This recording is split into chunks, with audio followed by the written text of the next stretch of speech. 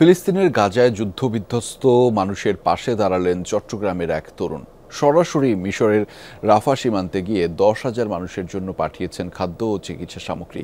রাফা থেকে চট্টগ্রামে ফিরে সেখানকার মানবিক বিপর্যয় ও দুঃসহ অভিজ্ঞতার কথা জানালেন যুক্তরাষ্ট্রের মিনেসোটায় এক বিশ্ববিদ্যালয়ে পড়ুয়া এই তরুণ।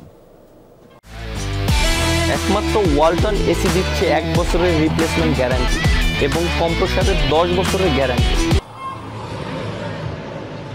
চারদিকে গুলি, বোমা, হতাহতদের আত্মচিৎকার আর অ্যাম্বুলেন্সের সাইরেন, শত শত মানুষের মৃত্যু।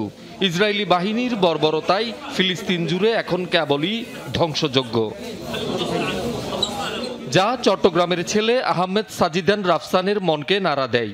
মার্কিন যুক্তরাষ্ট্রের মিনেসোটায় বিশ্ববিদ্যালয়ের এই শিক্ষার্থী তহবিল সংগ্রহের পর কিছু স্বেচ্ছাসেবক সহ রাফা সীমান্তে গিয়ে সেখান থেকে গাজার বিভিন্ন ক্যাম্পে খাদ্য ও চিকিৎসা সামগ্রী পাঠান।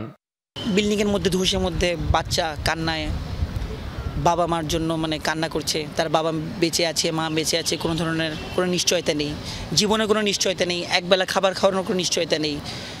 আর বিশেষ করে আমি যেটা দেখলাম, নারী এবং শিশুদের ওই পরিমাণ, যে ওদের প্রতি যখন ওই কষ্টটা, ওরা যখন ওই কান্নায় ভেঙে পড়ে, ওটা আসলে সহ করার মতো একদমই না। মা ও বোনের নামে প্রতিষ্ঠিত শিরিন সাজমিলা ফাউন্ডেশনের মাধ্যমে এখন পর্যন্ত যুদ্ধবিধ্বস্ত গাজার 10,000 মানুষকে ত্রাণ সহায়তা দিয়েছেন এই তরুণ। প্রত্যক্ষ করেছেন সর্বস্ব হারানো অসহায় মানুষের মানবেতর জীবনযাপনের চিত্র। চট্টগ্রামে ফিরে তুলে ধরেন দুঃসহ সে অভিজ্ঞতা। বেশিরভাগ আমরা যেটা দেখি যে ওদের হাত পা অ্যাক্সিডেন্টে বা বোমা হামলায় চলে যাচ্ছে। আর তার চেয়েও বেশি যেটা বর্বরতা, আমাদের স্বেচ্ছাসেবক যারা গাজাতে আছেন তারা আমাদেরকে কনস্ট্যান্টলি যে নিউজটা বলছে, এই মুহূর্তে আসলে বোমাবর্ষণের চেয়েও খাবার দাবারের অভাবে, খাদ্য অভাবে, স্টারভেশনের কারণে প্রচুর বাচ্চা মারা যাচ্ছে।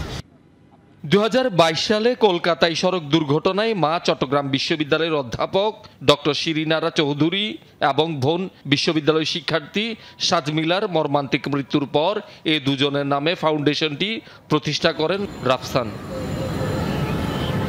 শহীদুল সুমন, যমুনা নিউজ, চট্টগ্রাম।